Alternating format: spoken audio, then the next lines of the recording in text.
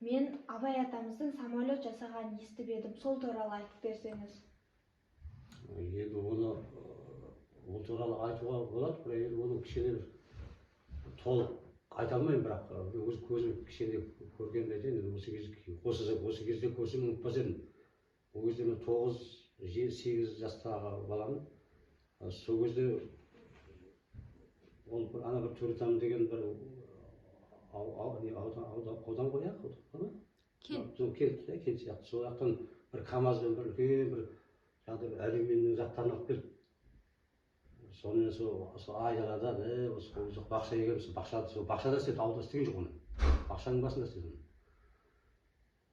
Енді ұзындығы сол кезде жүгіріп жүрміз ғой, жүгіріп ананы алып береміз, ана көмектесіп. Сол кезде мен қазір өзім бойым ол 6 метр болады ұзындығы. 6-5 метр, білмеймін, 5 метр.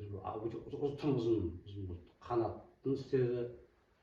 Сөйтіп енді бір кішкене бір самолетке ұқсап келеді еді. Ұқсап тұр енді. Бірақ артына бір болмайтын болды. Болмайтын болды, ұқсап келмеді дедім. Әйтеуір бала кезім қайтадан бұзып тастады енді. Бірақ тым үлкен болды жаңағы самолеті. Ұзындығы 6-7 метр болады ұзындығы.